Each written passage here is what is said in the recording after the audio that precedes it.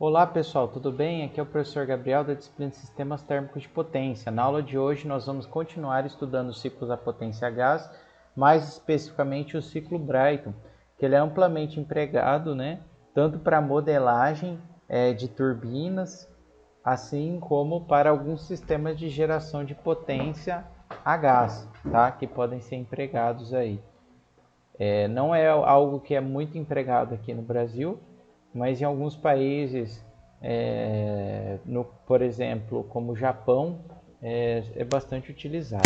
Tá? Então, pessoal, para geração de potência. Tá? Bom, o ciclo Brayton, pessoal, ele basicamente consiste de 3 elementos. Tá? O ciclo Brayton real. Né? Um compressor que ele comprime o ar. Após a passagem após a compressão do ar, nós temos a queima na câmara de combustão, do ar mais combustível. E na saída da câmara de combustão, nós temos o que? Ele passa pela turbina, aumenta a temperatura, aumenta a pressão do fluido e passa para a turbina para a geração de potência. Tá? Com isso, extrai-se o trabalho desejado, tanto para o consumo do compressor, para fazer o compressor funcionar, como para o que se deseja, ou seja, pode ser tanto para geração de energia elétrica, como, por exemplo, para a propulsão do sistema. E aí esses gases eles são jogados para a atmosfera. Tá? Bom, mas como nós vimos, pessoal, nós aqui nós pegamos esse ciclo real e idealizamos, transformamos ele num ciclo ideal. Tá? No caso do ciclo Brayton, nós também utilizamos aquelas hipóteses do ciclo padrão a ar, tá? Que é o que? A gente considera como se tivesse ar no nosso sistema e esse ar ele se comporta como um gás ideal. Esse sistema aí, na verdade, esse volume de controle, que é o ciclo Brayton ali, se a gente analisasse individualmente cada um dos componentes, ele também, como um todo, analisando todos os componentes em si, é um ciclo fechado. Tá? Então, assim como lá nós modelávamos lá os motores Otto e motores a diesel, que no lugar da exaustão nós temos um processo de rejeição de calor, para voltar às condições iniciais, que vai lá e entra no caso lá da compressão, nesse caso aqui do ciclo Brayton no compressor. Aqui nós temos a mesma coisa. Tá? Bom, então a combustão e a exaustão eles são modelados como processo de fornecimento de calor, e ambos agora são modelados como se ocorressem a pressão constante. Tá? A parte de compressão que ocorre no compressor e da expansão que ocorre na turbina, eles continuam sendo processos reversíveis, ou seja, consequentemente, isentrópicos. Tá?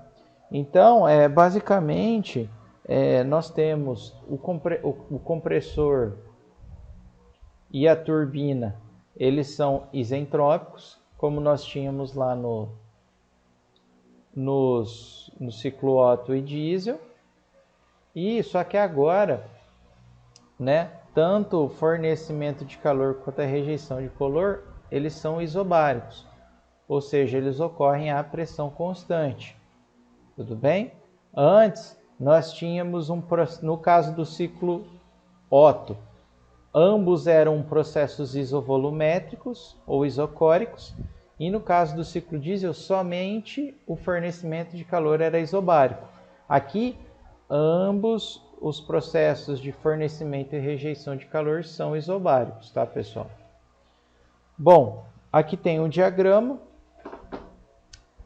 T por S, ou P por V, tá? O ciclo Brayton, pessoal, normalmente a gente modela como um diagrama T por S, porque ele não é como os motores, ele não é um sistema, ele tem vários componentes.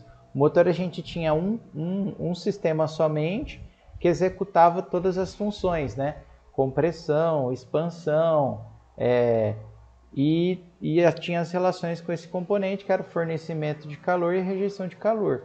No caso do ciclo Brayton, nós temos um componente que executa cada tarefa. Então, o compressor comprime, que é o que está sendo representado aqui de 1 para 2. Do 2 para o 3, nós temos o fornecimento de calor à pressão constante. Então, aqui ocorre a combustão, que a gente falava lá anteriormente. Do 3 para o 4, nós temos a turbina, que produz o trabalho lá utilizado para o funcionamento do compressor, assim como para o efeito desejado, ou seja, ou a produção de energia elétrica ou a propulsão do seu sistema. E do 4 para o 1, aqui é a parte que nós fechamos o ciclo, né? Nós forçamos o ciclo a se fechar com o processo de rejeição ao calor à pressão constante, tá? Então é como se a gente tivesse um trocador de calor ali, tá? Beleza? Até aí nenhuma novidade, tá, pessoal? Como que a gente estima a eficiência do ciclo Brayton? Continua lá sendo estimado pela eficiência de uma máquina térmica, tá? Ou seja, trabalho líquido pelo calor fornecido, tá? Ok? Então não tem muito segredo. Como cada um dos componentes é um volume de controle, o calor, tanto o calor como o trabalho, pessoal, eles são obtidos da variação da entalpia, que vem lá da primeira lei para volume de controle, lá, a primeira lei da termodinâmica de volume de controle. Para quem não se lembra, era o quê? Tem a parte lá que só existe no regime transiente, aqui a gente considera que nós temos regime permanente, é igual a taxa de transferência de calor menos a potência mais somatório das vazões que entram, entalpia que entra, menos somatório das vazões que saem, entalpia que sai. Então veja que se você isolar o calor ou o trabalho, você vai ter sempre o quê? Uma variação de entalpia, tá? Então é assim que a gente faz. Bom, pessoal, se nós quisermos fazer pelo ciclo padrão a ar, lembrando que no ciclo padrão a ar o CP e o CV variam, né? É um gás ideal, mas essas propriedades variam. Nós precisamos utilizar a tabela A.7 para obter as entalpias em todos os estados. E essas entalpias a gente vai utilizar por meio da razão entre as pressões reduzidas, Mas, novamente, não é isso que nós queremos focar aqui no nosso curso, mas eu estou comentando. No caso de ciclo padrão ar frio, ou seja, o CP e o CV constantes, aí nós podemos substituir a variação da entalpia pela variação de temperatura vezes o calor específico do ar, tá? E aí eu não vou provar nada, tá? Vocês podem fazer em casa se vocês quiserem, desenvolve aí matematicamente a forma de rendimento, vocês vão chegar que a eficiência do ciclo Brayton é dada por essa expressãozinha, no qual o RP ali é a razão de pressão. O que é essa razão de pressão, pessoal?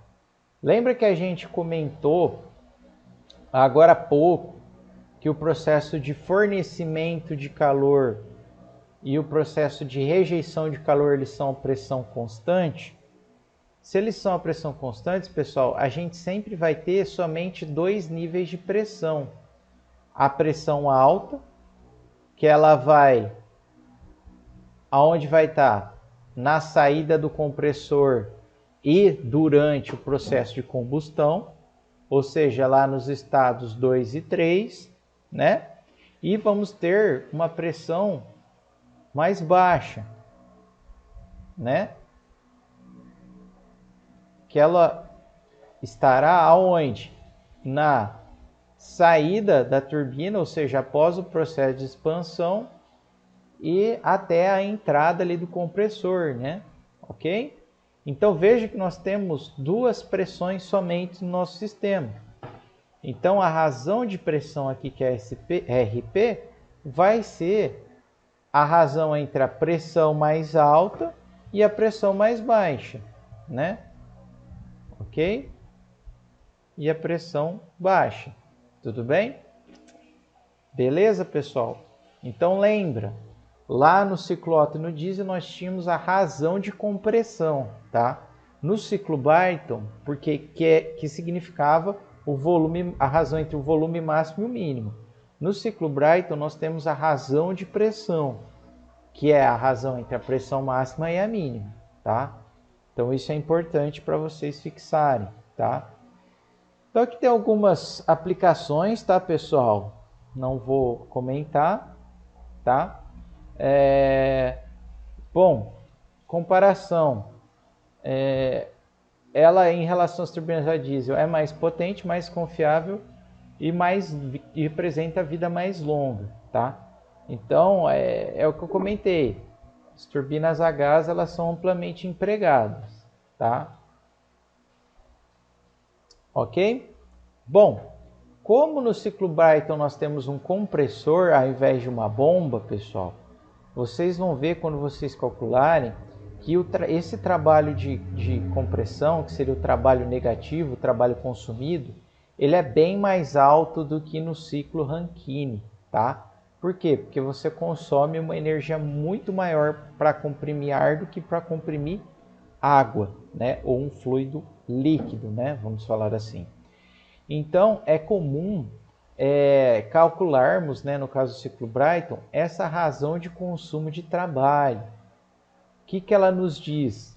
Ela nos diz o quanto que está sendo... Você produz, por exemplo, 1 kW. Ela nos diz desse 1 kW quanto está sendo consumido pelo compressor. Então, por exemplo, se a gente tem, vamos lá, imagina que você produziu lá na turbina 1 kW, você está produzindo. E você tem uma razão de consumo de trabalho de 40%. Se a gente fazer uma multiplicação aqui, pessoal, vocês vão ver que a potência do compressor, ela vai ser o quê? De 0,4 vezes 1, ou seja, 0,4 kW. Ou seja, a cada 1 kW que você consegue extrair ali do seu sistema, 0,4 fica só para o funcionamento do compressor, tá? Então, esse parâmetro ele é calculado para verificar o quanto que você está consumindo do que você produz. E, obviamente, é bom você sempre ter o quê? Uma razão de consumo de trabalho pequena, tá? Porque assim você consegue aproveitar mais o que você produz, tá? Depois a gente volta aqui no exercício, tá, pessoal? Bom, isso é do ciclo Brayton. Assim como lá no ciclo Rankine, nós temos algumas formas de melhorar a eficiência do ciclo Brayton, tá? Alguns processos aí de melhoria que são empregados aí na indústria, né?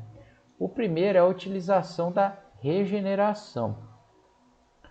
Essa regeneração, pessoal, basicamente, como o próprio nome já diz, ela gera alguma coisa novamente. O que ela vai gerar? Ela vai transferir calor para o ar que está chegando na câmara de combustão. Como que isso é feito? Você desvia, né, a saída da turbina para um trocador de calor, ok? Esse trocador de calor, por meio de contato indireto, né, ou seja, o ar que está aqui no tubinho branco não entra em contato com o ar que está no cinza aqui, ele transfere calor para o fluido que está saindo do compressor, o ar que está saindo do compressor. Então, o que acontece? Isso que você ia jogar fora, né? Você ia perder, ele aproveita um pouco do calor, tá? Isso faz com que o ar ele chegue a uma temperatura um pouco maior na câmara de combustão e, consequentemente, você ou consome menos combustível para atingir a temperatura que você deseja, ou você atinge uma temperatura maior, né? Porque ele já chega quente aqui, tá? Então esse processo de regeneração ele é bastante empregado e ele aumenta muito a eficiência, tá? Se vocês voltarem, tinha algo bem parecido lá no ciclo Brayton, né? Que era quando você pegava lá, também chamava regeneração. Você desviava um pouco, né, uma fração do vapor da turbina, juntava com o vapor com o líquido que saía da bomba, né? E aí você aumentava a temperatura que ia para a caldeira, tá? A ideia aqui é a mesma. tá? Bom, esse regenerador, pessoal, como que você consegue estimar o tanto que ele está transferindo de calor para o ar, né? Basicamente é você analisar essa tubulação aqui e vocês vão achar que esse calor transferido pelo regenerador, ele é a diferença de entalpia, né? Calor específico, tá, pessoal? Eu estou comentando aqui. Que a gente pode, né, no caso ciclo padrão ar frio, fazer por meio da diferença de temperatura, ok? Quando que eu vou ter o maior rendimento possível desse regenerador, pessoal? Quando eu conseguir fazer que a temperatura aqui que sai o ar, ele seja a que entra aqui, ó, no regenerador. Porque aí, basicamente, eu estou fazendo o quê? Conseguindo transferir o máximo de calor possível. Isso ocorre na prática? Não, pessoal, tá? Mas quando isso ocorre, a gente fala que ele tem uma eficiência de 100%. Ou seja, a temperatura que o ar entra aqui, ela é igual à temperatura que sai. Ah, e se não for 100%? Aí nós temos uma expressão, né, que pode ser estimada pela efetividade, tá?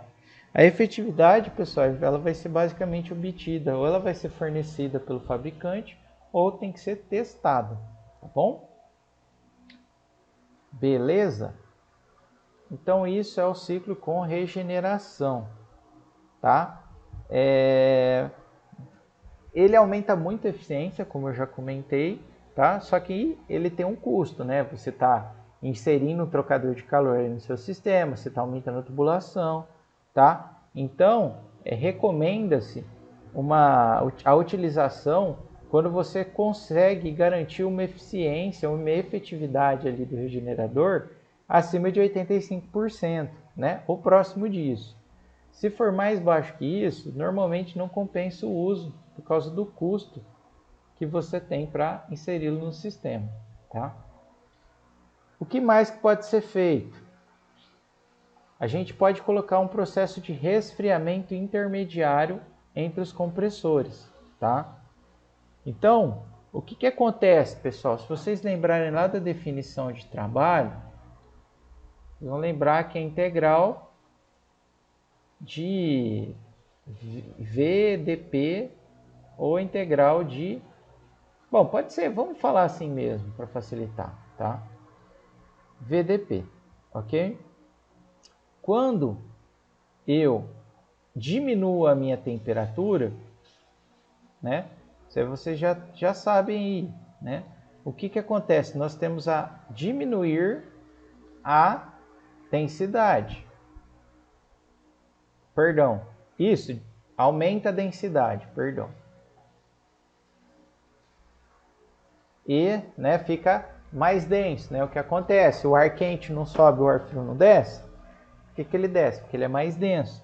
E, consequentemente, o volume específico é o contrário da densidade, então ele desce. Então, ó, veja que se eu tenho um volume específico menor, eu tenho uma tendência de diminuir o trabalho ali consumido no compressor, tá? Então, essa é a ideia da gente utilizar um ciclo com resfriamento, tá? Intermediário, que é esse intercooler aqui. É a gente diminuir a temperatura para que esse segundo compressor ele consuma menos, ok? Basicamente essa é a ideia. Por quê? Porque com a temperatura baixa, o volume específico diminui e aí, consequentemente, você tem uma potência melhor ali de acionamento do compressor, tá? Segunda forma de melhoria, pessoal, é o reaquecimento, tá? O que é o reaquecimento? É você reaquecer, né, o fluido que sai da primeira expansão da turbina, tá? É igual ao reaquecimento que a gente tinha no ciclo Brayton, tá? Então você insere um trocador de calor que reaquece, tá? O que pode reaquecer a turbina? Várias coisas, tá? Inclusive até o próprio ar que está saindo da segunda turbina, tá? Mas você tem ali um trocador de calor que reaquece. Por que isso? Porque nós já vimos que quando você reaquece, né, você consegue extrair mais trabalho, tá? Nós já vimos isso, tá? Na prática, pessoal, quanto mais a gente fizesse esses processos de reaquecimento e resfriamento, estaria ótimo, tá? Mas isso acarreta num custo. Então, chega num determinado condição que o aumento de eficiência não é significativo perto do custo que você tem para inserir esses trocadores aqui, ó, que promovem o reaquecimento e o resfriamento intermediário, ok? Então, normalmente, pessoal, recomenda-se a utilização de, no máximo, 2 reaquecimentos e 2 resfriamentos, ok? Dificilmente, tá? Normalmente tem um reaquecimento e um resfriamento, tá? Mas eles são empregados sim na prática, tá, pessoal? E é o que normalmente se tem, é uma junção de todos esses equipamentos aí, tá? Então, pessoal, espero que vocês tenham entendido a aula de hoje.